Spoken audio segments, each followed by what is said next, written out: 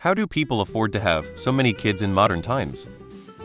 My brother and sister-in-law have 2 kids and she's a stay-at-home mom. My brother definitely makes very solid money, however they also don't actively pay for daycare, so that's huge. They don't take big vacations a lot, and they do a lot of cooking at home. Sister-in-law shops with coupons and they buy stuff, like toys and clothes, for the kids second-hand since oftentimes little kids grow so fast that clothing is barely worn before it's too small. All that stuff adds up to money saved. So it's definitely possible, but it takes effort and sacrifice. My sister is about to have her 5th. She can't afford it.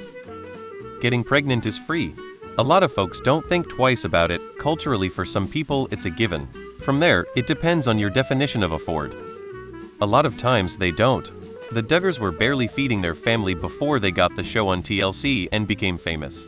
Pretty sure a lot of people are living on credit and borrowed time. My brother is the single-income household W4 kids. He mentions often he's worth more to them dead cause life insurance lol. It's not about affording it. They just knock each other up and figure it out later. Who says they can afford it? A lot of those that willingly have that many children are either rich or simply irresponsible and living in poverty. The real price is often the permanent loss of earning potential for the woman who stays at home because of how expensive professional childcare is. But it's invisible, so it's not treated as a cost. A woman I know just had a baby and had to move back with her parents because it's too expensive. I don't understand why people have kids they can't afford. My life post-kids has been cheaper than my pre-kid days. Having a social life where people go out is expensive AF compared to just chilling with other parent friends. Guys, the average family is like 3-4 people. Nobody is having 48 kids regularly, and if they do, you hear about it because it's an exception, not a rule. I mean, it's not difficult to afford kids technically speaking. It's just a matter of what minimum quality of life you're looking for, and where you live. Most of the time when you hear people say they can't afford something, they are saying I can't afford that given the current restrictions I'm imposing on myself for my lifestyle choices. People have extremely high variances in what they consider livable. Cost of children scales oddly. The 4th is a fucking nightmare financially in my experience. We needed a new house and car. There are just way too many factors. I can easily have 45 kids where I live currently, but 12 somewhere else. Location being just one factor. Your ability to budget, hobbies, debt, healthcare needs, family and friend support, etc., etc., etc. all factor in. Even a person's commute factors in if that means they have a car payment, high insurance, and a big gas budget vs someone who can work from home or has no car payment.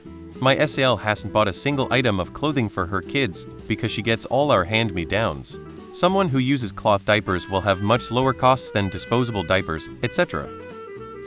The question is, how did people afford to have so many kids from 1880 through 1930? Now people in many countries are having less than 12 as many kids as in those years. Now is not high. Now is low birth rates. They may, in fact, be rich. Or they live in very affordable places.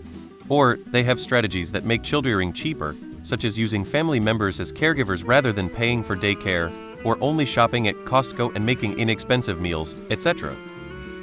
As a family of 6, I know how much my parents spend on 4 kids just for food. Raising kids today is expensive. A McDonald's meal is no longer cheap either. Usually it's because they don't live the Knockeds lifestyle anymore. Their lifestyle includes their kids and it doesn't cost nearly as much per person. Going out to do fun stuff is expensive. Kids can cost quite a bit, but with stuff like food there are economies of scale, and with clothing, hand-me-downs save a lot of money. With plenty of kids to keep each other company, you don't need to send them to as many clubs or sports or whatever, so that saves money. There's often family in town to help too, grandma and grandpa, etc.